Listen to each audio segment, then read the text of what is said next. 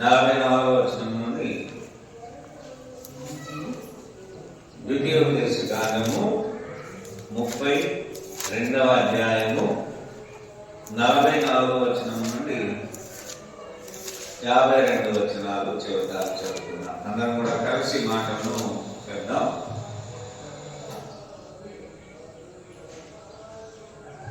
మోషేయు నూను కుమారుడైన యెహోషువాయు ఈ కీర్తన మాటలన్నీయు ప్రజలకు వినిపించిరి. మరియు మోషే ఈ మాటలన్నీయు ఇశ్రాయేలీయులందరితో చెప్పి చాలించి వారితో ఇట్లనెను, సాక్ష్యముగా నేను పలికిన మాటలన్నిటినీ మీ మనస్సులలో పెట్టుకొని ఈ సంతతి వారు ఈ ధర్మశాస్త్ర వాక్యములన్నిటినీ అనుసరించి నడుచుకోవాలని ఆజ్ఞాపించుకోవాలను. ఇది మీకు నిరర్థకమైన మాట కాదు, ఇది మీకు జీవమే. మరియు మీరు స్వాధీనపరచుకొనుటకు యోర్దానును దాటబోచున్న దేశములో దీనిని బట్టి మీరు దీర్ఘాయుష్మంతులకు ఆ దినమున యెహోవా మోషేతో ఇట్లనెను, యెరికో ఎదుటనున్న మోయాబు దేశమందలి అబారీమును ఈ పర్వతము అనగా నెబో కొండ ఎక్కి నేను ఇశ్రాయేలీయులకు స్వాస్థ్యముగా ఇచ్చుచున్న కనాను దేశమును చూచి నీ సహోదరుడైన అహరోను హోరు కొండ మీద మృతి పొంది తన స్వజనుల యొద్దకు చేరినట్లు నీవు ఎక్కబోచున్న కొండ మీద మృతి పొంది నీ స్వజనుల యొద్దకు చేరుదువు. ఆలయనగా మీరు సీను అరణ్యంలో కాదేశు మెరీబా నీళ్ళ యొక్క ఇశ్రాయేలీయుల మధ్యను నన్ను పరిశుద్ధపరచక ఇశ్రాయేలీయుల మధ్యను నా మీద తిరుగుబాటు చేసితిరి. ఎదురుగా ఆ దేశమును చూచెదవు, కానీ నేను ఇశ్రాయేలులకు ఇచ్చుచున్న ఆ దేశమున నీవు ప్రవేశింపవు. అందరూ దయచేసి ఈ సమయంలో సోదరులు వచ్చి దేవుని వాక్యాన్ని అందిస్తారు.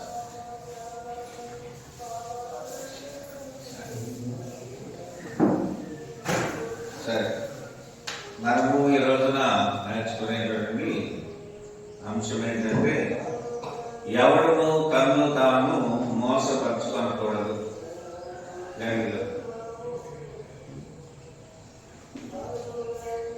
ఎవరు కూడా తనను తాను మోసపరుచుకోకుండా జాగ్రత్త పడాలని దైవ వాక్యము తెలియచేస్తుంది. అంటే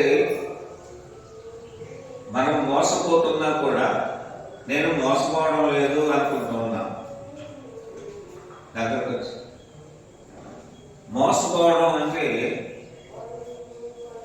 మనం ఆత్మీయంగా ఎదగకపోవడం.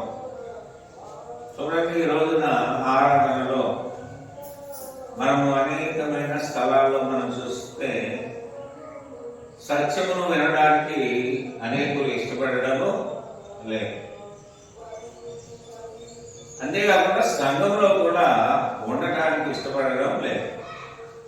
అంటే కారణం ఏంటంటే వారు దేవుని కంటే లోకాన్ని ఎక్కువగా ప్రేమించేవారు. రెండవది ఏంటంటే బద్ధకము, వాక్యం పట్ల నిర్లక్ష్యము. ఎందుకు ఇలాంటి స్థితిలో ఉన్నారంటే వారు దేవుని కంటే సాతాను ఎక్కువగా ప్రేమించేవారు. సాతాను ప్రేమిస్తే సాతాను యొక్క ఉద్దేశం ఏంటంటే వ్యతిరేకించడం, దేవుడిని, దేవుని వాక్యాన్ని, సంఘమును వ్యతిరేకించడం. అటువంటి వ్యక్తులు తమకు తామే మోసం చేసుకుంటూ ఉన్నారు.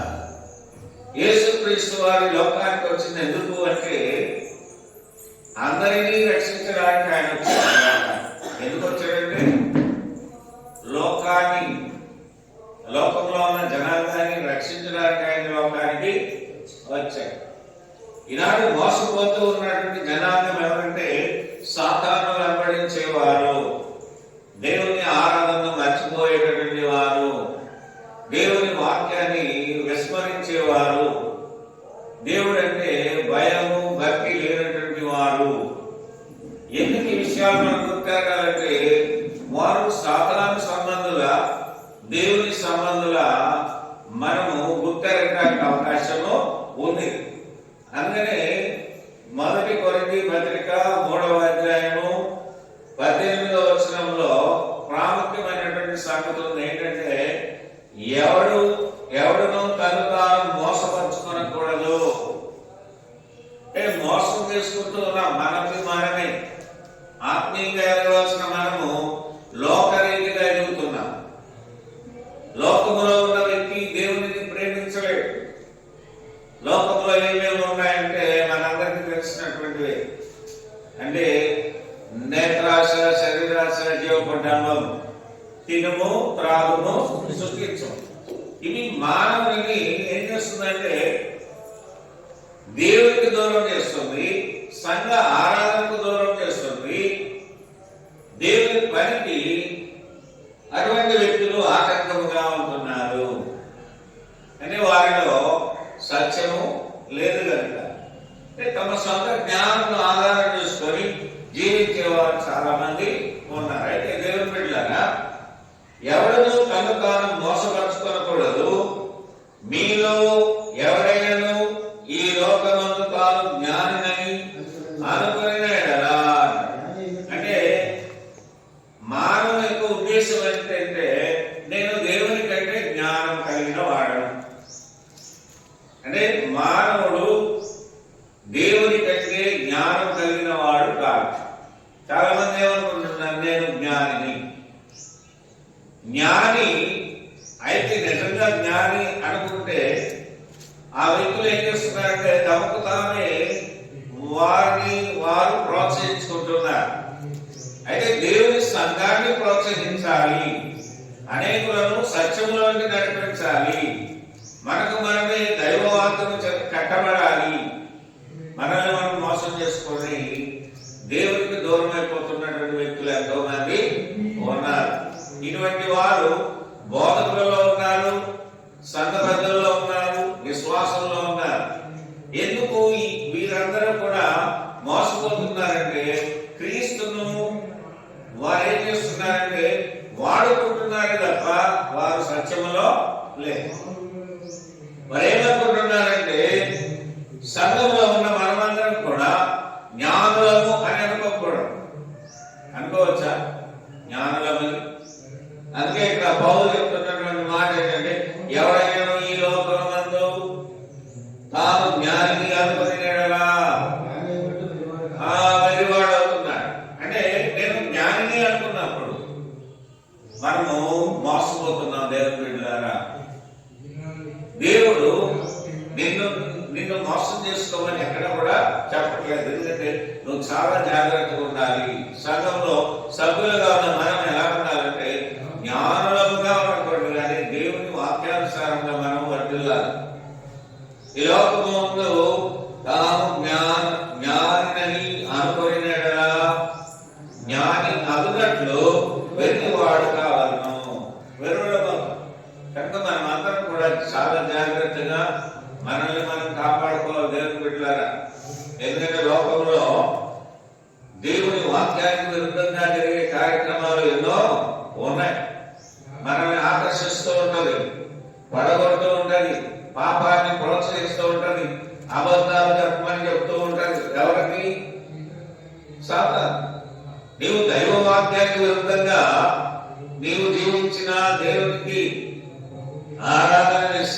దేవుని సంఘంలో మహిమకరంగా దేవునికి ఉండదు.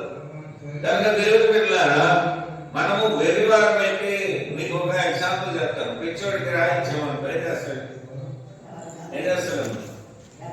ఎవరు కొడతాడో తెలియదు, దేని కొడతాడో తెలియదు, ఎలా ప్రవర్తిస్తాడో తెలియదు.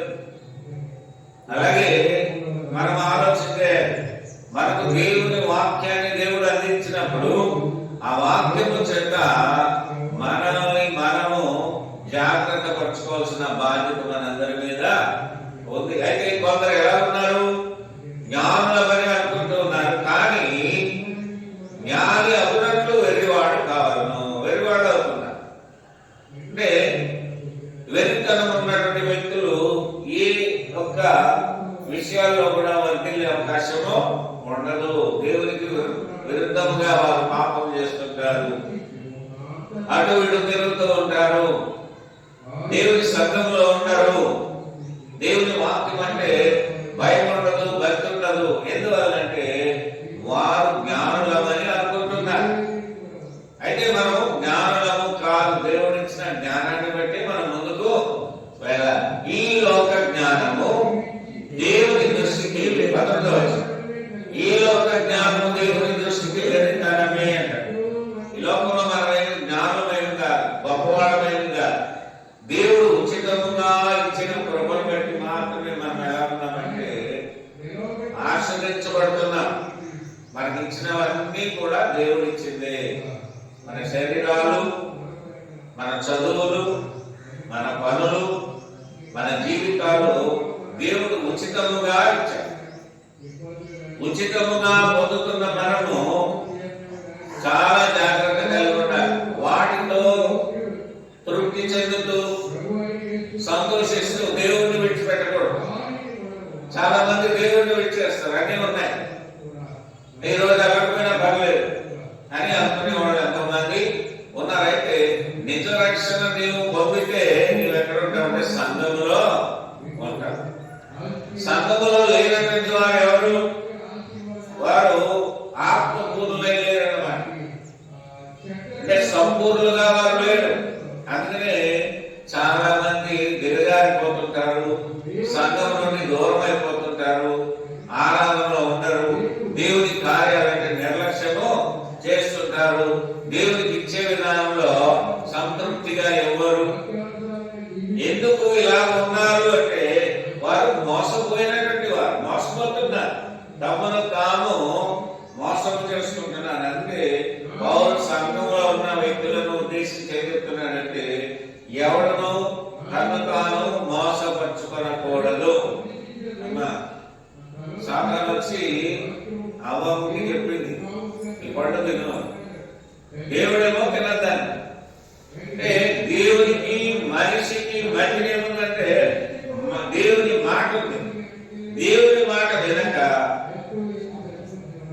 మూడో వ్యక్తి చెప్పినటువంటి మాట విన్నటువంటి సాతాను మాట వింటే దేవుడు మోసపోలేదు. ఎవరు మోసపోలేదు? మానవుడే మోసపోయాడు. ఎందుకంటే అది తినద్దన్నాడు, కానీ దాని వ్యతిరేకంగా తిన్నటువంటి ఆ వ్యక్తులు పాపాన్ని పోగు చేసుకున్నారు. పాపం వల్ల వచ్చే జీతం ఏమిటి? మరణం. మనము మరణించడం అంటే చచ్చిపోవడం కాదు. ఆత్మీయమైన ఎదుగుదల లేక ఏదైనా తోటలో చక్కగా ఉండవలసిన మానవులు బయటకు గెంటివేయబడ్డారు. రేపు కూడా పరలోకంలో అందరికీ స్థానం వచ్చేస్తుంది అనుకుంటున్నాం. ప్రార్థన కలుగుతున్నాను, పాటలు పాడుతున్నాను, నేను నా దగ్గర బైబిల్ ఉంది, లేదా పార్కింగ్ చేస్తున్నాను అనుకుంటున్నాను, కానీ క్రియలు లేని విశ్వాసము మృగము. క్రియలు లేకుండా నేను విశ్వాసిని, నేను క్రైస్తవుడిని, క్రైస్తవురాలని, నేను సేవకుడిని, సంఘ పెద్దని లేదా సంఘ సభ్యుడిని అంటే కుదరదు. ప్రతి ఒక్కరికి ఏముండాలంటే విశ్వాసం ఉండాలి. ఈ విశ్వాసం లేకపోవడం వల్ల ఆదివారపు విశ్వాసాలు ఉండకూడదు. ఎప్పుడు కూడా స్థిరమైన విశ్వాసము, ప్రలాంగుడుగా ఉండాలి. ఎప్పుడు మన విశ్వాసాలుగానే జీవించాలి ఎక్కడికి వెళ్ళినా. ఎందుకు ఈ విషయాలు పౌలు చెప్తున్నారంటే అనేకులు జ్ఞాన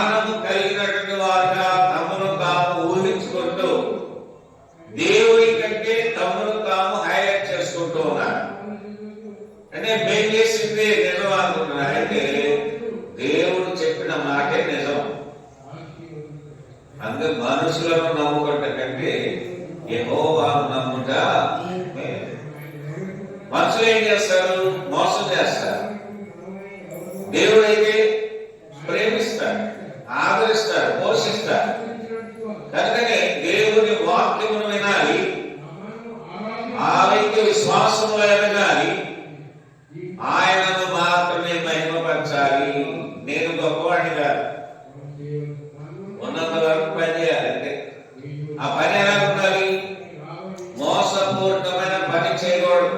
నమ్మకమైన బడా మంచి దాసులుగా మనము ఉండాలి. అందుకే పౌలు మరోసారి హెచ్చరిస్తున్నాడు, ఈ లోక జ్ఞానము 19వ వచనం, దేవుని దృష్టికి వెళ్తనమే.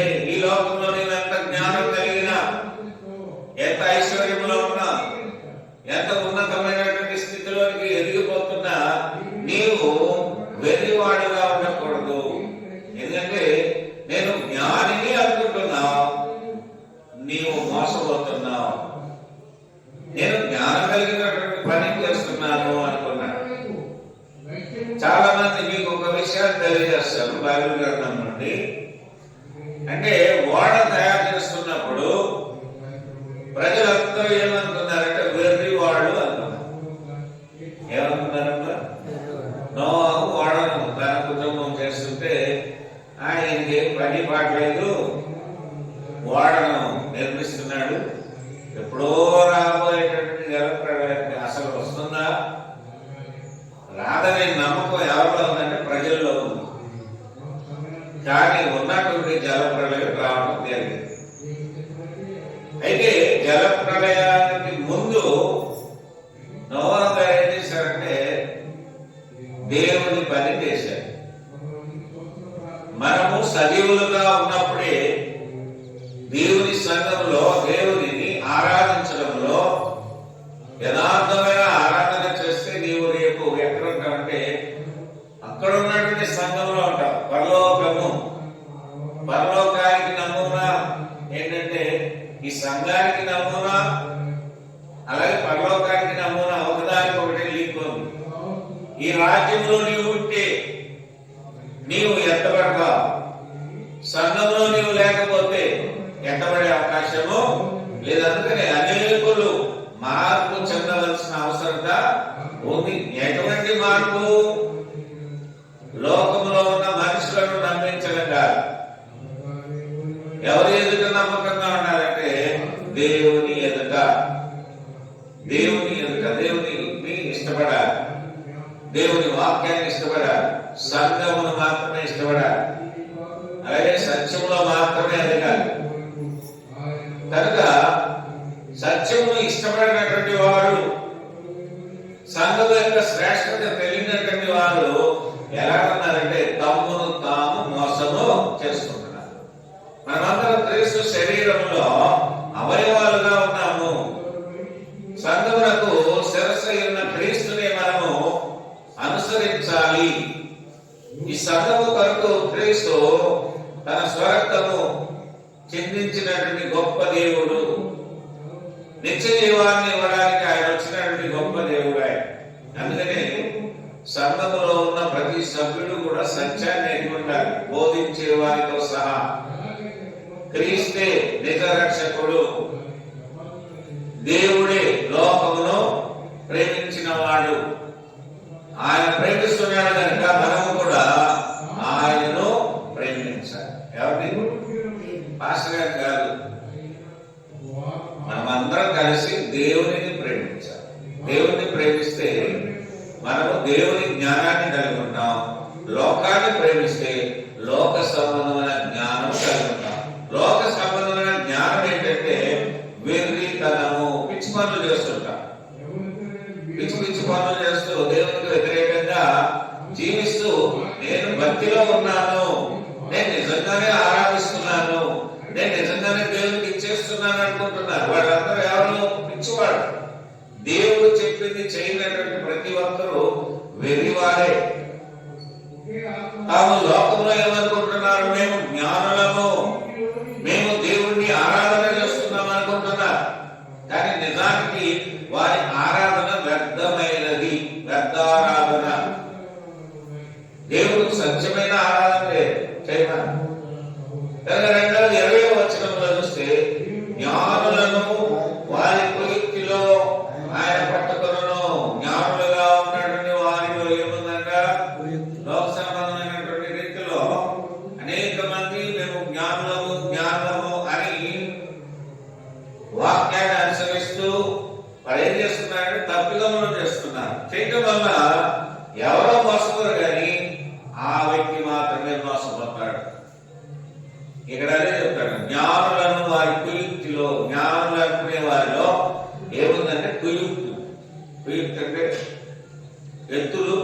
ఎత్తులకు పై ఎత్తులు.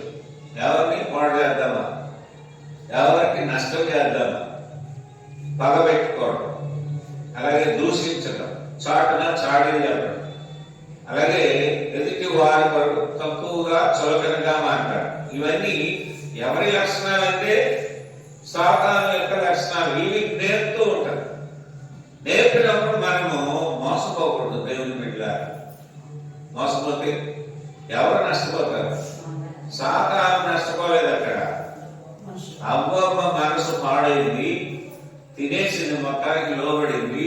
తను పాడమే కాకుండా తన భర్తను కూడా పాడు చేసింది. దేవుని బిడ్డ వారు ఉన్నత స్థలంలో, పరిశుద్ధ స్థలంలో ఉండవలసిన వారు బయటకు గెంటి వేయబడ్డారు. కారణము వారు జ్ఞానులు. ఈ దేవుని జ్ఞానాన్ని కంటే సాతాను జ్ఞానాన్ని ఆస్వాదించారు ఎక్కువగా. సాతాను చెప్పినప్పుడు మనం చూడండి, మన ఎవరైనా చెప్పారంటో, అన్నదమ్ములు కానీ, చెల్లెళ్ళు, అక్కలు, లేదా తల్లిదండ్రులు, లేదా నీ భర్తో నీ భార్య చెప్పినప్పుడు ఇంట్లో వాళ్ళు వినరు. ఎవరు మాట వింటారు? బయట వ్యక్తులు మాట వింటారు. వింటే నష్టం బయట వ్యక్తులకు కాదు.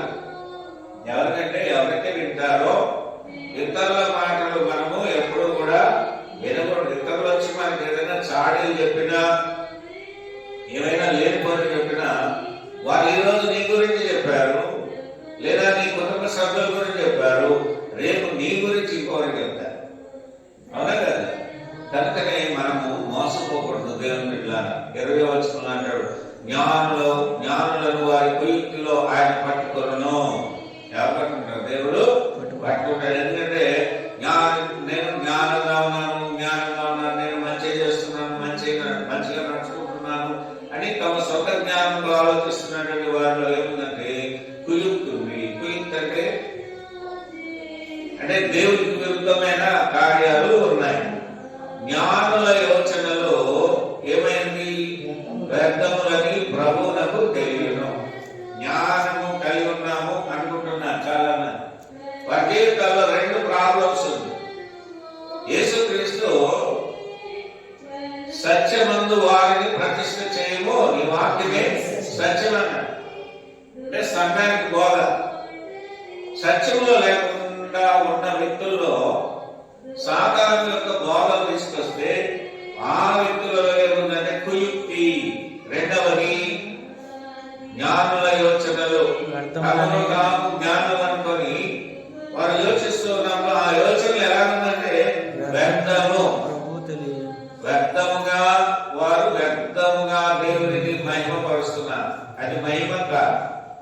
అందులో 2 ఉన్నాయి సమస్యలు. కుయుక్తి, వ్యర్థం. అంటే ఇతరులను పాడు చేయాలి.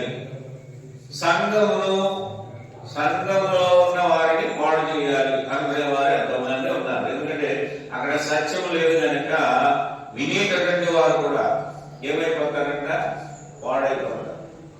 మనం ఏం వినాలి అంటే సత్యమే వినాలి, సత్యారాధనే చేయాలి. యోహాను సువార్త 4వ అధ్యాయం 23వ వచనం కదా ఒకసారి. తండ్రి ఏం కోరాడు?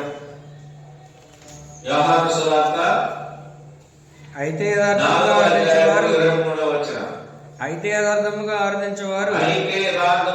ఆరాధించేవారు ఆత్మతోనూ సత్యంతోనూ తండ్రిని ఆరాధించు కాలం వచ్చుచున్నది. అది ఇప్పుడును వచ్చి ఉన్నది.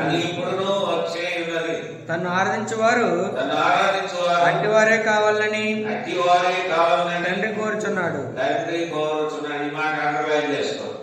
ఎవరి కోరికది? పాస్టర్ గారు పాస్టర్ కోరిక కాదు, సంఘబద్ధుల కోరిక కాదు. ఎవరి కోరిక? తండ్రి అయిన దేవుని కోరిక ఏంటంటే యథార్థంగా ఆరాధించు, అంతే. ఒకవేళ అలాగ ఆరాధించకపోతే నిన్ను నువ్వు మోసం చేసుకుంటున్నావు, నిన్ను నమ్మిన వారిని కూడా మోసం చేస్తున్నావు. దూత అనేటువంటి ఒక వ్యక్తి 400 మందిని గ్యాదర్ చేసుకొని గుంపును పోగు చేసుకున్నాడు. అయితే అలా వ్యతిరేకించినటువంటి దూత తన జీవితంలో తను నశించుకోవడమే కాకుండా తనను వెంబడించిన వారిని కూడా పాడు చేశారు. వారు కూడా చనిపోయారు. అంటే మొత్తం మనము యేసుక్రీస్తును వెంబడిస్తే సత్యమును గ్రహిస్తాం. సాతాను వెంబడిస్తే సత్యం ఎంత మాత్రమో ఎక్కదు. అందుకని జ్ఞానము కలిగిన వాడను అని మనం అనుకోకూడదు. ఎవరు జ్ఞానవంతుడు? దేవుడు జ్ఞానవంతుడు, నువ్వు నేను కాదు. మనకందరికీ జ్ఞానము కొదువుగా ఉంది. సొలొమోనంతటి వాడికి కూడా జ్ఞానం కొదువుగా ఉందని తెలిసిపోయింది. నేను ఎన్ని చేసినా నాకేం కావాలి? ఇప్పుడు జ్ఞానము కావాలి. దేవుడిని అందుకే జ్ఞానాన్ని కోరాడు. దేవుని బిడ్డలారా, మనము ఈ విషయాల్లో జాగ్రత్త కలిగి ఉన్నాడు. కుయుక్తిలో పడకూడదు, మనల్ని మనం మోసము చేసుకోకూడదు. రెండవది 20వ వచనంలోనే యోచనలు వ్యర్థములని ప్రభువునకు తెలియను. నేను జ్ఞానం కలిగి ఉన్నటువంటి నేను చెప్పింది కరెక్ట్ అనుకోకూడదు మనం. ఎందుకంటే బోధలో క్రీస్తు ప్రభు వారు చెప్పిన బోధే నిజం, దేవుని మాటలే సత్యం. ఇందులో కొంత మిక్సింగ్ అవుతూ ఉంది. వ్యాపారం చేసేవాడిని చూడండి, పాల వ్యాపారం చేసేవాడిని చూడండి, అందులో ఏం కలిపేస్తాడు? నీళ్లు కలుపుతాడు. కొట్లో కిరాణా షాప్ ఏది కొన్నా చెత్తపండు వ్యాపారం చేసేవాడిని అందులో కూడా చెత్తపండులో ఏం కలుపుతాడు? అది కూడా మోసమే. తను మోసం చేస్తున్నప్పుడు కొనేటటువంటి వ్యక్తి కూడా మోసపోవడానికి అవకాశము ఇవ్వకూడదు. ఎందుకంటే లోకంలో మంచి వాటిని మనం కోరుకోవాలి. దేవుని వాక్యం అంటుంది, మంచి విత్తనములు విత్తువాడు మంచి పంట. మనము మనల్ని మోసం చేసుకునే అధికారము, అటువంటి అవకాశం మనం ఇవ్వకూడదు. సాతాను యొక్క బంధకాలలో మనము పడిపోకూడదు. జ్ఞానుల యోచనలు వ్యర్థములని ప్రభువునకు తెలియదు. ఎవరికి తెలుసు? దేవునికి తెలుసు అని వ్రాయబడినది. కాబట్టి ఎవడను మనుషుల యందు అసహ్యపడకూడదు. నాకు ఎంతమంది ఉన్నారు, నా వెనక 400 మంది యోధులు ఉన్నారు అనుకున్నాడు. ఎంత బలంగా ఉన్నా నీవు ఒంటరి వాడవే, ఒంటరిదానవే. అమ్మా, దేవుడు తప్ప ఎవరు సహాయము చేయరు. నీవు సంతోషంగా ఉండాలి అంటే, నీవు ఆశీర్వాదాలతో నింపబడాలంటే సంఘంలో దేవుని జ్ఞానాన్ని సంపాదించుకోవాలి తప్ప లోక సంబంధమైన జ్ఞానము కలిగి ఉంటే అది దేవుని దృష్టికి వెళ్తనము.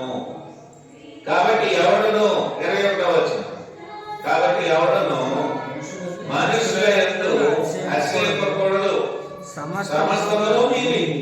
దేవుడు అన్ని మనకే ఇచ్చాడు కదమ్మా. మొదటి నిన్నేమి సృష్టించలేదు, కానీ దేవుడు సమస్తాన్ని కలుగజేసి, అమ్మా దేవుడు సమస్తాన్ని కలుగజేసింది ఎవరి కొరకు? నీ కొరకే. నువ్వు ఇల్లు కట్టాలన్నా దేవుడి కృప ఉండాలి, మీరు ఆరోగ్యంగా ఉండాలన్నా దేవుడి కృప ఉండాలి. మనము మహిమపరచుకోకుండా దేవుడిని మాత్రమే మహిమపరచాలి. దేవుడిని అడిగితే తప్పకుండా సహాయము చేస్తాడు దేవుని బిడ్డల. అందుకే ఆయన ఒక మాట అన్నాడు పౌలు గారు, కాబట్టి ఎవడనో మనుషులను అసహ్యపడకూడదు. వాడు నాకు సహాయం చేస్తారు, వీళ్ళు నాకు సహాయం చేస్తారు, నన్ను పరలోకం పంపించేస్తారు అనుకోకూడదు. దేవుడే పంపిస్తాడు. కానీ ఇప్పుడు ఒక మాట ఉంది, సమస్తమును నీవే. ఇల్లు కట్టాలన్నా దేవుడే. అవన్నీ ఎందుకు ఇచ్చాడు నీకు? మంచి ఇల్లు కట్టుకోవడానికి. కుటుంబాన్ని ఎందుకు ఇచ్చాడు? నువ్వు సంతోషంగా కుటుంబ సభ్యులతో జీవించాలి. నీకు ఒక ఉద్యోగం ఎందుకు ఇచ్చాడంటే నమ్మకంగా పని చేయాలి, పని ద్వారా ఫలితం వస్తుంది. దేవుని వాక్యం అంటుంది, పనివాడు జీతమునకు, పని చేయనటువంటి వారికి జీతము లేదు. అయితే యేసుక్రీస్తు వారు అంటున్నారు, ప్రయాసపడి భారము మోచున్న సమస్త జనులారా నా యొద్దకు రండి. ప్రతి ఆదివారం కూడా దేవుని సంఘంలో దేవుని పిల్లలు ఉండాలి. ఒకవేళ లేకపోతే వారి ఆశీర్వాదాలేమి రావు. ఎంత ఉన్నతంగా జీవించినా ఏదో ఒక రోజున దేవుని యొక్క కృపకు వారు దూరం అవుతారు. కాబట్టి మనము నేను జ్ఞానం కలిగినటువంటి వాడను, లేదా నేను చక్కటి విధానంలో ఉన్నాను అనుకోవడం పొరపాటు. దేవుని కృప మనకు ఉంటేనే మనము చక్కగా జీవించగలం. అందుకని ఏ విషయంలో కూడా మనుషులను బట్టి అసహ్యపకూడదు. దూత అలాగే అసహించాడు, నష్టపోయాడు. తనతో పాటు ఉన్నవారు కూడా నశించిపోయారు, చంపబడ్డారు. సమస్తము మీవి, మీ ముందు వచ్చినవన్నీ కూడా మీవే. కుటుంబమైనా సరే, మీ శరీరమైనా సరే, మీ పిల్లలైనా సరే, నీ భర్త అయినా, నీ భార్య అయినా, బంధువులైనా మీకు ఎందుకు ఇచ్చాడంటే వారితో సంతోషించరా. ఒక ఉద్యోగం ఎందుకు ఇచ్చాడు? పని తీసుకుని పదివాడుగా నీవు సంపాదించుకొని పోషింపబడా. ఆస్తి ఎందుకు ఇచ్చాడంటే పాటు చేసుకోవడానికి కాదు.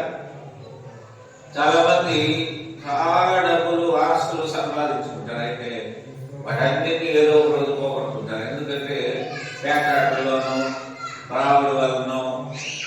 చూడండి, శరీరాన్ని దేవుడు ఇచ్చాడంటే అందమైన శరీరాన్ని ఇచ్చాడు, మంచి అవయవాలు. తాగుడు తాగి తాగి తాగి ఏమైపోతున్నారు? చాలా మంది తమ బలాన్ని పోగొట్టుకుంటున్నారు. దేవుడి ఇప్పుడు ఏం కావాలి అటువంటి వ్యక్తులకి?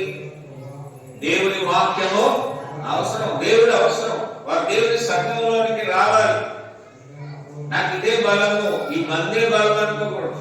మందు వలన నశించిపోయినటువంటి వారు, చనిపోయినటువంటి వారు ఎంతో మంది కొద్ది కాలం బ్రతకవలసిన వారు ముందుగా చనిపోతున్నారు. అలాగే నడిపేటప్పుడు, బండి నడిపేటప్పుడు కూడా చక్కగా నెమ్మదిగా నడపాలి. వేగంగా నడిపితే ఎన్నో వాహనాలు యాక్సిడెంట్లు అవుతున్నాయి. అంటే ఎందుకు ఇవన్నీ అంటే మన సొంత జ్ఞానంతో మనం నడవకూడదు. రోడ్ రూల్స్ అని ఉంటాయి. ఎడమవైపే నడవండి, లెఫ్ట్ సైడ్. అతి వేగము ప్రమాదకరము ఉందా లేదా? వేగంగా వెళ్ళడానికి అవకాశం లేదు. మన డ్రైవర్ యొక్క కంటి చూపు ఎక్కడున్నారంటే ముందున్నారు, పక్కకుంటే యాక్సిడెంట్ అయ్యే ప్రమాదం. అందుకని నీ మీద నీకు దృష్టి ఉండాలి. నీ మీద నీకు ఎప్పుడైతే దృష్టి తప్పుతుందో నీవు మోసపోతున్నావు అన్నమాట. కాబట్టి మోసపోకుండా ధనమైన, అందమైన, ఉద్యోగమైన, ఆస్తులైన, అంతస్తులైన, నీ కుటుంబమైన రక్షించుకోవాల్సిన బాధ్యత ఎవరి మీద ఉందంటే నీ మీదే. అవునమ్మా కాదా? నమ్మగారు, రక్షించుకో. ఎంత ఆయుష్కాలం బ్రతికమన్నదిగా మనము బ్రతికి ఉన్నంత వరకు క్రీస్తు వరకే బ్రతకాలి. 22వ వచనం, పౌలైనను అపోల్లో అయినను కేఫాయనను లోకమైనను జీవమైనను మరణమైనను ప్రస్తుతమందున్నవి అయినను రాబోనవి అయినను సమస్తము మీవే. అన్ని మీకు ఇచ్చేసాడు దేవుడు. అందులో నేను కూడా ఉన్నాను. తోటకూర తింటాం, చికెన్ తింటాం, ఫిష్ తింటాం, అవునా కదా? ఉల్లిపాయలు తినేస్తాం, మిరగాయలు తినేస్తాం, అన్నీ తింటాం. మేకలు కూడా వదిలిపెట్టట్లేదు, మేకలు తినేస్తాం. అంటే ఇవన్నీ ముందుగా నీ కొరకు దేవుడు సిద్ధపరిచాడు. భూమిలో ఉన్న గ్యాస్ కూడా వాడుకుంటున్నాం, బొగ్గు వాడేస్తున్నాం. బొగ్గు గన్నులో నుండి బొగ్గు తీసినప్పుడు వాటితో విద్యుత్ తయారు చేస్తున్నాం, కరెంట్. ఇప్పుడు ఎండ నుండి కూడా ఏమి తయారు చేస్తున్నారంటే కరెంట్. ఈ కరెంటు ద్వారా ట్రైన్స్ అన్ని కూడా ముందుకెళ్ళడానికి శక్తిని ఇస్తుంది. ఇవన్నీ ఎందుకు కలుగ చేసేటంటే మీ కొరకే. ఇన్ని అనుభవిస్తున్న మనము దేవుని మాట వినక సాతాను మాట వింటుంది. అక్కడే మనం మోసపోతున్నాం. యథార్థంగా ఆరాధించండి అని తండ్రి అయిన దేవుడే కోరినప్పుడు యథార్థంగా ఆరాధించినటువంటి వారు ఎవరు అంటే మోసపోతున్నటువంటి వారు. మోసపోతూ ఏమనుకుంటున్నారంటే మేము కూడా దేవుని మహిమపరుస్తున్నాం. అందుకే దేవుని బిడ్డలారా, నోవాహు ఓడలో తక్కువ మంది ఉన్నారు. ఎంతమంది ఉన్నారు? ఇక్కడ కూడా 8 మంది ఉన్నారు. నోవాహు ఓడ దేనికి సాదృశ్యం? సంఘానికి సాదృశ్యం. అందుకే మత్తయ్య గారు చెప్తూ మత్తయి సువార్తలో ఈ మార్గము క్రీస్తు మార్గం ఇరుకు ద్వారము, ఇరుకు ద్వారాన్ని ఇష్టపడ్డాడు. విశాల మార్గంలో విచ్చలవిడిగా జీవించండి అంటే అదే స్వేచ్ఛ అనుకుంటున్నా. దేవుని వాక్యానికి విరుద్ధంగా మనం ఏది నడుచుకున్నా అది విశాల మార్గం. నీకు బాధ్యతలు ఉన్నాయి, లోబడే విధానం ఉంది, మంచి ఐశ్వర్యం ఉంది, మంచి జ్ఞానం ఉంది. అన్ని దేవుడు ముందుగానే ఇచ్చేసాడు. నీ శరీరాన్ని కూడా నీవు అడగలేదు ముందుగా. దేవుడు నాకు ఈ శరీరం ఈ పేరు పెట్టుకుంటాను అనలేదు. దేవుడు పెట్టాల ఎందుకు ఇవన్నీ ఇచ్చాడంటే ఇవన్నీ మీరు అనుభవిస్తూ దేవుని యొక్క మహిమను తెలుసుకోవాలి. ఎవరి మహిమ? మనం గొప్ప తెలుసుకుంటాం కదా. మనం అశ్రయించుకుంటూ గొప్ప చెప్పుకుంటూ ఉంటాం. అయితే దేవుడిని మాత్రమే గొప్ప చేయాలి. ఎవరిని గొప్ప చేయాలి? మనం ఈ రోజు ఉంటే ఈ రోజే మనది, రాత్రికి మనది అవుతుందో కాదో ఎవరికి తెలియదు. నీ దగ్గర ఉన్న డబ్బు నువ్వు అనుభవించడానికి దేవుడు ఇచ్చాడు. దాన్ని వ్యర్థముగా ఉపయోగించుకోకూడదు. ఎందుకు ఈ విషయాలు నేర్చుకోవాలంటే మనము జ్ఞానంలోనే అనుకుంటూ ఉన్నాం. అన్ని విషయాల్లో నేను జ్ఞానముగా ఉన్నాను అనుకుంటున్నాను. అయితే మనం ఎవరూ కూడా జ్ఞానంలో అనుకోకూడదు. ఎందుకంటే దేవుని దృష్టికి అది వెర్రితనము. నీవు జ్ఞానిని అని అనుకుంటున్నాడు కదా, అది దేవుని దృష్టికి ఎవరండి? ఈ లోక సంబంధమైన ఈ లోక జ్ఞానం కనుక దేవుని దృష్టికి వెర్రితనము. దేవుని దృష్టిలో వెర్రిపరుడు దేవుడు మనం. ఎందుకంటే నీవు చేసే ప్రతి పనిని ఎవరు గమనిస్తున్నారు? దేవుడు గమనిస్తాడు. నీ మాటలు గమనిస్తాడు, నీ ఆలోచన తెలుసు. దేవుడు పిల్లలు ఇక్కడ పౌలు అదే చెప్తున్నారు. ఈ లోక జ్ఞానము 19వ వచనంలో దేవుని దృష్టికి వెర్రితనము. అయితే 23వ వచనం అంటాడు మీరు క్రీస్తు వారు. ఎవరికి సంబంధించిన మనం? ఇప్పుడు మన దేశంలో మనం ఉన్నాం. దేశాలన్నింటికి కూడా పేర్లు ఉన్నాయి. మనమందరము ఏ దేశ వారసత్వాన్ని కలిగి ఉన్నాం? భారతదేశం. మనం ఏమంటారు? భారతీయులు అంటారు. కానీ ఈనాడు సంఘాలు పాడవడానికి కూడా కారణం ఏంటంటే కుల పిచ్చి ఎక్కువగా లోకం ఉందలేదా? మత పిచ్చి కూడా. ఏ మతాన్ని విమర్శించకూడదు, కులాన్ని అడ్డు పెట్టుకొని సేవ చేయకూడదు. కులాన్ని బట్టి ఇంటి పేర్లను బట్టి సేవ చేసే వాళ్ళు చాలా మంది ఉన్నారు. వారు ఏమైపోతున్నారంటే తమను తాము మోసము చేసుకుంటున్నారు. అందరూ ఒకటే. దేవుడి దృష్టికి అందరూ ఒకటేనంటారా కాదంటారు? చెప్పండి. అందరూ ఒకటే. అందరినీ ప్రేమించాలి. దేవుడు అందరినీ ప్రేమించినప్పుడు నీవు అందరినీ ప్రేమించలేకపోవడానికి కారణం ఏంటంటే నువ్వు మోసపోతున్నావు. నీ మాటలో మోసం ఉంది, నీ చూపులో మోసం ఉంది, నీ ప్రవర్తనలో మోసం ఉంది, నీ జీవితంలోనే మోసం ఉంది. కనుక నీవు మోసపోతూ అనేకులను మోసగిస్తూ ఉన్నావు. కనుక దేవుని పిల్లారా, యేసుక్రీస్తు అందరికీ ప్రభు. మాకు గుర్తుపెట్టుకోవాలి అమ్మా. యేసుక్రీస్తు అందరికీ ప్రభు. ప్రేమ కుమార్ గారికి ప్రభు కాదు. లోకంలో ఉన్న సమస్త జనాంగానికి దేవుడు ప్రభు అయినారు. ఆయనే ప్రభు. క్రీస్తు గారు ప్రభువు గారు ఆయనను ఏర్పాటు చేశారు. అంటే ఎందుకు ఈ విషయాలు నేర్చుకోవాలంటే నీవు దేవుని ఇష్టపడలే కానీ కులాన్ని మతాన్ని నువ్వు ప్రేమించాల్సిన అవసరము లేదు. నువ్వు ఎందులో గొప్ప? దేవుల్లో గొప్ప అయితే గొప్ప చెప్పుకో. దేవుల్లో గొప్పగా జీవించినప్పుడు నువ్వు గొప్ప చెప్పుకోవాల్సిన అవసరము లేదు. ఇంతలో ఉండి అంతలో మాయమైపోయే జీవితాలు మనం. అందుకే ఈ రోజుల్లో చాలా జాగ్రత్తగా ఉండాలి. ఎఫ్సి పత్రికలో మనం చూస్తే, ఎఫ్సీలకు రాసిన పత్రికలో దినములు ఎలా ఉందంట? చెడ్డవి. ఇది మాట మాట చెప్పుకుంటాడు. దినములు చెడ్డవి గనుక ఆ దినములు చెడ్డవి కనుక మీరు సమయాన్ని పోనీక అది సమయాన్ని పోనించుకోకండి. సద్వినియోగం ఉన్న సమయాన్ని చేసుకోవచ్చు. దేవునిలో చక్కగా ఉపయోగించుకోండి. సమయం పోతే వస్తుందమ్మా అమ్మా, ముందు గడిచిపోయినాయి సంవత్సరాలన్నీ. అది మళ్ళా రావాలంటే నువ్వు కొన్ని కోట్లు ఖర్చు పెట్టినా రా, ఎంతమంది నీవు అనుకున్నా అవన్నీ రా. ఎందుకు రావు అంటే సమయం అయిపోయింది. అంటే శిశుప్రాయం వేరు, బాల్యము వేరు, యవ్వనము వేరు, కౌమారం వేరు, వృద్ధాప్యం వేరు. నేను మరలా బాల్యంలోకి వెళ్ళాలని నా కోరుకున్నాను. వెళ్ళగలవా చెప్పండి? నీవెంత గొప్పవాడమైనా, నువ్వు మాటలో గొప్పవాడు అయ్యవచ్చు, కానీ పోయినటువంటి సమయాన్ని మరలా తీసుకురాలేవు.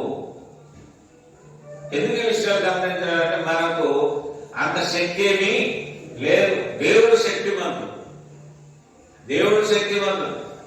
ఆయన బోధ శక్తి కలిగింది, ఆయన సంఘము బలమైంది, ఆయన జ్ఞానము గొప్పది.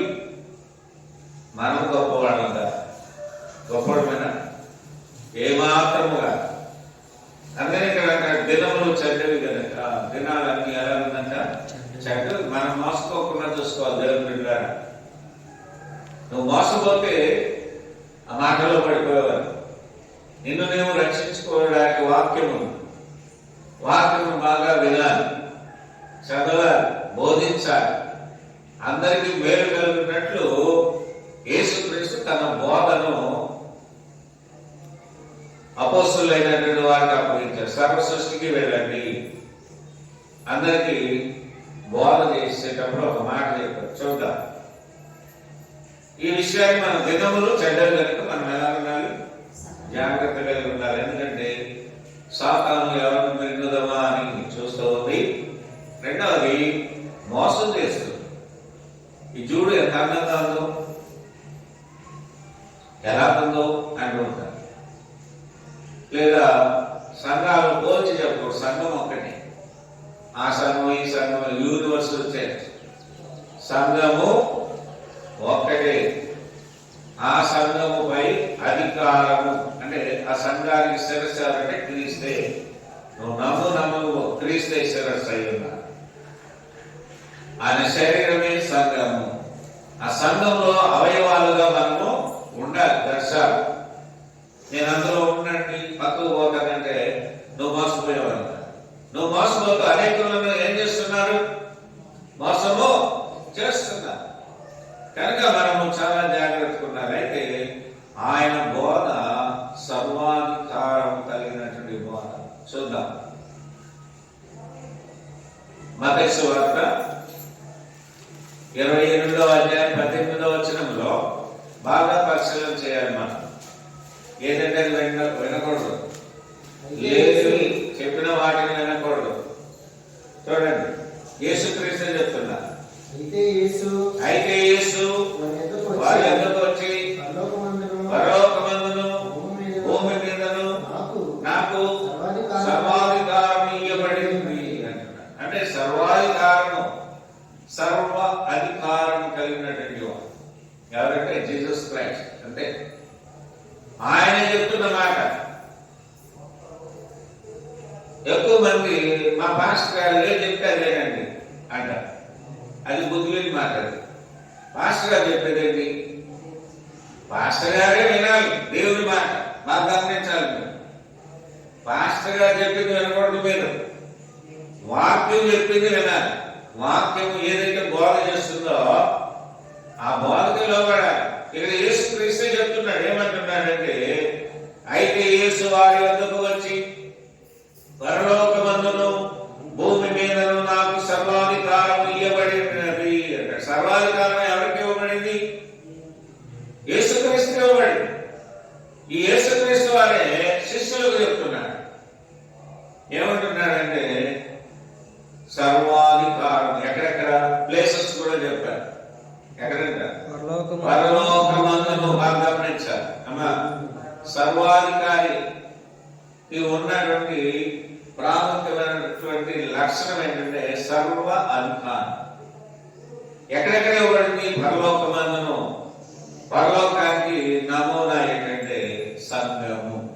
సంఘం మీద సర్వ అధికారం ఉన్నటువంటి వాడు సేవకుడు కాదు. యేసుక్రీస్తు వారు, క్రీస్తు ప్రభు వారు, నాది కాదు. సంఘం దేవుడే తన స్వరక్తం ఇచ్చి సంపాదించిన తన సంఘం కనుక ఆయన రక్తం ఇచ్చి కొన్నాడు కనుక ఆయనే సర్వాధికారి. పాస్టర్ గారు కాదు అమ్మా, పాస్టర్ గారు పాస్టర్ అమ్మ అని కాదు. కొంతమంది పెద్దయ్య గారు పెద్దమ్మ గారు, పెద్దోళ్ళు చిన్నోడే దేవుడు అందరూ పాస్టర్ గారు కూడా లోబడారు. అవునా కదా? పాస్టర్ గారు కూడా ముందుగా రావాలి, విశ్వాసులు కూడా ముందుగా సమయానికి గుర్తెరిగి రావాలి. ఆయన అధికారానికి లోబడాలి. ఏ అధికారం? పాస్టర్ గారు అధికారానికి కాదు, యేసుక్రీస్తు అధికారానికి మనం లోబడాలి. ఆయనకి ఎక్కడెక్కడ ఉంది అధికారం? పరలోకమందును. బాగా అండర్లైన్ చేసుకోండి. పరలోకమందును, భూమి మీద. ఇప్పుడు మనం అందరం ఎక్కడున్నాము? నీకు రక్షణ ఇచ్చేది ఆయనే. భూమి మీద ఉన్నా పరలోకం వెళ్ళాలన్నా ఆయన అధికారంలో ఉంటేనే నీవు రక్షింపబడతావు. అందుకే ఇక్కడ ఒక మాట 19లో వచ్చిన, కాబట్టి మీరు వెళ్ళి సమస్త జనులను శిష్యులుగా చేయబడి. ఏం చేయమన్నాడు? శత్రువులుగా చేయమన్నాడు. శిష్యులుగా చేయాలంటే ఓపెన్గా బోధ చేయాలి, మైకులు గట్టిగా. చాలా మంది ప్రసంగాలు చేసేటప్పుడు మైక్ పెట్టేస్తారు. మైక్ పెట్టేస్తే ఎవరు ఏం చేస్తున్నారంటే సీక్రెట్ బోధ చేస్తున్నారు. సీక్రెట్ బోధలు వద్దు. ఏ బోధ చేయాలి?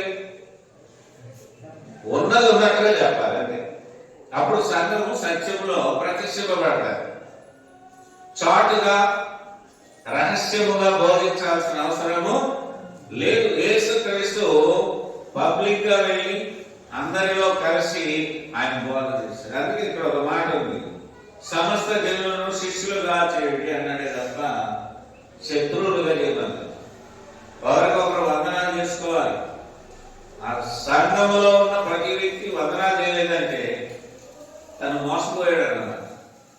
మోసపోయి దేవునికి వ్యతిరేకమైన బోధకు సరెండర్ అయిపోయాడు. ఇక్కడ సమస్త జనులను శిష్యులుగా చేరి తండ్రి యొక్కయు కుమారుని యొక్కయు పరిశుద్ధాత్మ నామములోనికి వారికి బాప్తిసం ఇచ్చచ్చు. ఏ నామంలోనికి? తండ్రి యొక్కయు. బాగా ఇది కూడా గుర్తుపెట్టు. మనల్ని యథార్థంగా ఆరాధించమని చెప్పింది ఎవరు? తండ్రి. పాస్టర్ గారు? తండ్రి గారే చెప్పారు.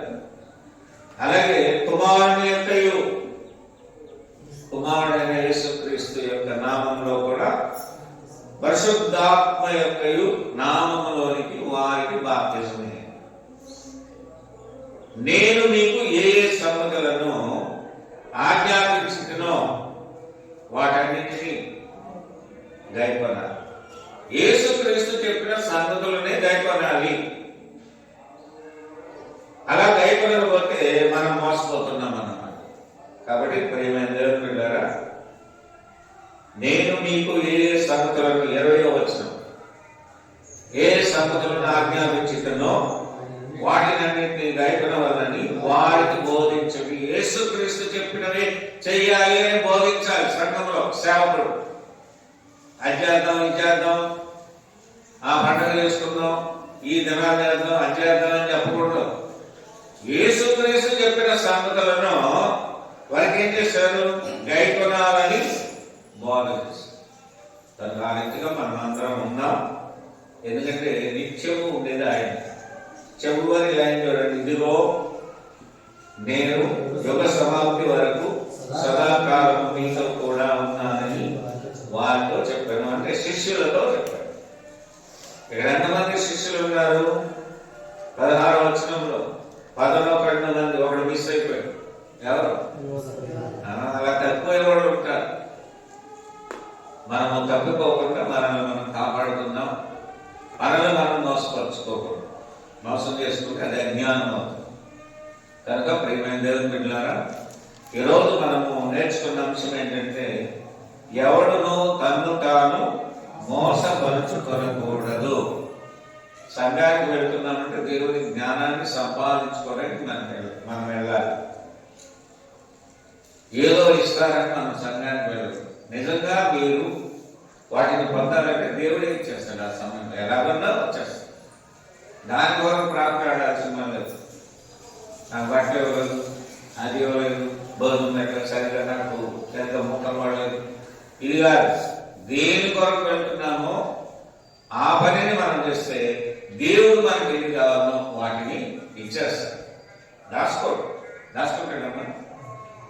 మనం ఏమి అడగకపోయినా అన్ని ఇస్తున్నాడు కనుక ప్రేమ దేవుడు ద్వారా చివరిగా ఈ మాటలను మనము ఒకసారి చెప్దాం. లాస్ట్ లైన్ 20వ వచనము, మత్తయి సువార్త 28వ అధ్యాయము 20వ వచనంలో చివరి లైన్ అందరూ చెప్దాం. నేను మీకు ఏ సంగతులను ఆజ్ఞాపించుతున్నో వాటినన్నిటినీ గైకొనవలెనని వారికి బోధించుడి. చివరి లైన్, ఇదిగో నేను యుగ సమాప్తి వరకు సదాకాలము మీతో కూడా ఉన్నానని వారితో చెప్పాడు. శిష్యులతో కనుక మనమందరం ఆయన శిష్యులమైతే, మనం నిజంగా యేసుక్రీస్తును విశ్వసిస్తే, నాకు మనుషులు కాదు దేవుడు ఆయన కుమారుడైన యేసుక్రీస్తు నామములో నేను బాప్తిజం పొందాను కనుక ఆయన సదాకాలము నాతో కూడా ఉంటాడు అన్న విశ్వాసం మీలో ఉంటే మిమ్మల్ని మీరు మోసపరచుకోవచ్చు. నా ఏముంది, వెళ్తే వెళ్తాం, లేదంటే లేదు, మనకి ఇష్టం వచ్చినప్పుడు వెళ్దాం, ఏ పండుగ రోజు వెళ్దాం అనుకునే వాళ్ళందరూ కూడా మోసపోతున్నారు. కనుక ప్రతి ఆదివారం అపోస్తలుల బోధ యందును సహవాసమును రొట్టె విరుచుటయందును ప్రార్థన చేయండి. ఎడతెగకుండా ఉందా ఆయన బోధ నిజం, క్రీస్తు బోధ మీరు విన్నందుకు మీ అందరికీ వందనాలు.